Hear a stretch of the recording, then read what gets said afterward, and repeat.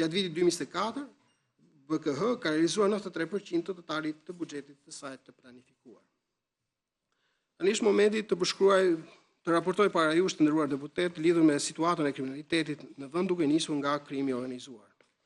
Referuar matjes së nivelit të riskut sipas veprave penale tregojnë se kriminaliteti me ndikim të lartë ekonomik dhe shoqëror paraqet nivel të lartë rreziku me tendencë sofistikimi dhe shtrirje të gjerë gjeografike.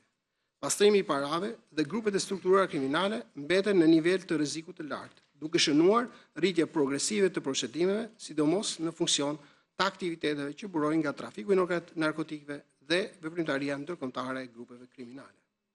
Trafiku i narkotikëve ruan një nivel shumë të lartë rreziku, megjithse në vitin 2024 ka një ulje të lehtë që lidhet me goditjet e suksesshme të agjencive ligjzbatuese dhe zhvendosjen e korridoreve të trafikut. Ndërkohë, trafikimi i qenieve njerëzore klasifikohet në nivel mesatar rreziku me numër të ulët të rastesh, por me potencial rritje për shkak të natyrës së fshehtë dhe transnacionale të veprës. Lidhur me tipologjinë e grupeve kriminale, ata vijojnë të jenë aktive në trafikimin e lëndëve narkotike, kryesisht në trafikun e kokainës dhe të kanabisit. Këto grupe janë aktive në disa shtete të Bashkimit Evropian, kryesisht në Itali, Spanjë, Belgjik, Holandë, Francë, Gjermani, si dhe vende të tjera si Norvegji, Zvicër dhe Mbretëria e Bashkuar. Ata sigurojnë blerjen e kokainës në vendet e prodhimit në Amerikën Latine dhe shtete të tilla si Bolivi, Meksik, Peru, Ekuador dhe Paraguay.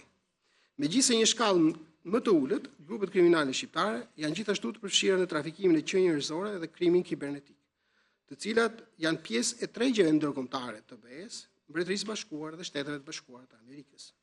Gjatë vitit 2024 janë identifikuar rreth 16 grupe kriminale me rrezikshmëri të lartë, prej të cilëve 10 grupe janë provuar në gjykatë për aktivitetin e tyre kriminal. Ata karakterizohen nga strukturë hierarkike, përdorimi i komunikimeve të koduara dhe pastrimi i parave nëpërmjet formave të sofistikuara, përfshirë edhe përdorimin në masë të kriptovalutave. Këto grupe janë aktive, do të shohja disa nga qarqet, si Tiranës, Durrësit, Shkodrës, Kukësit, Lezhës, Elbasanit dhe Vlorës.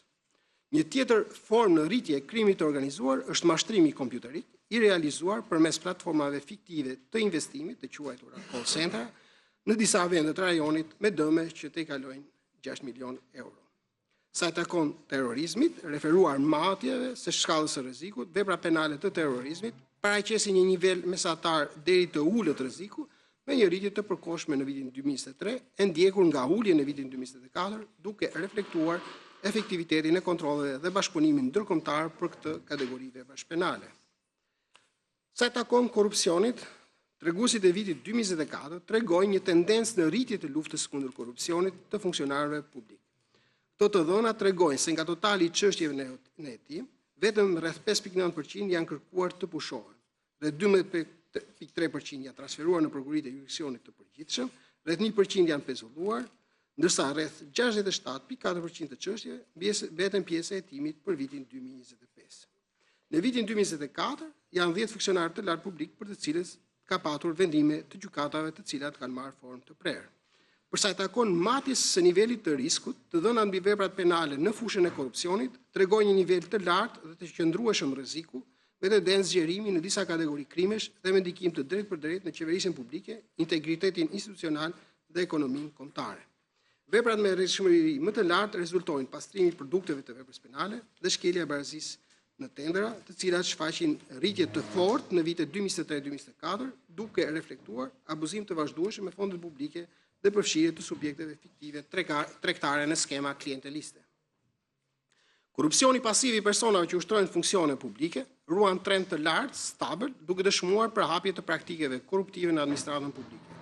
Ndërkohë, ushtrimi i ndikimit të paligjshëm mbetet një formë tipike e ndërhyrjes në vendimarrjen publike dhe proceseve administrative, duke ruajtur një nivel mesatar rreziku.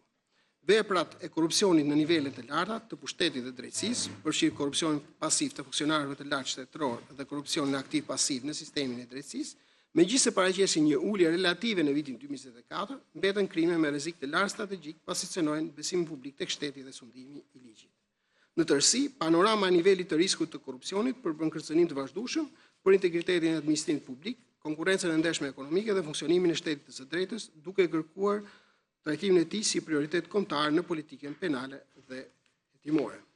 Sa i takon bashkëpunimit ndërkombëtar, gjatë vitit 2024, siç e thash edhe pak më lart, Pak më parë janë krijuar 10 skuadra të përbashkëta hetimore me autoritetet e huaja të drejtësisë, nga të cilat 5 me Italinë dhe nga 1 me Mbretërinë e Bashkuar, Spanjën, Ekuadorin, Kosovën dhe Gjermaninë. Ndërkohë, kanë vijuar hetimet për 27 skuadra të përbashkëta hetimore. Sektori i përbashkëpunimit ndërkombëtar dhe ndërlidhës shënoi gjithashtu një rritje të konsiderueshme të volumit të punës. Krahasuar me një vit më parë, kërkesat për ndihmë juridike nga autoritetet e huaja u rritën me rreth 46% dhe ato drejt autoriteteve të huaja me rreth 32%. Ekzekutimi i kërkesave nga autoritetet e huaja është në masën rreth 80%, ndërkohë që kozgjatja e ekzekutimit të tyre varion nga 2 javë deri në 6 muaj në varësi të objektit të kërkesës apo numrit të personave për të cilët kërkohet kryerja e veprimeve.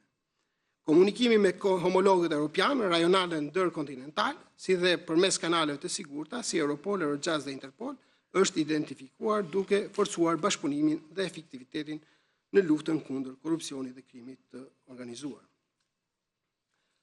Tani është momenti të paraqes para jush të nderuar deputet disa problematika të hasura gjatë vitit 2024 në punën e prokurisë së posaçme. Së pari doja të çoja presionin e jashtëm nga aktorë politik, mediatik dhe krimi organizuar, gjë që rrezikon integritetin institucional dhe të prokurorëve, duke kërkuar një reagim të koordinuar institucional për mbrojtjen e pavarësisë kushtetuese të SPAK.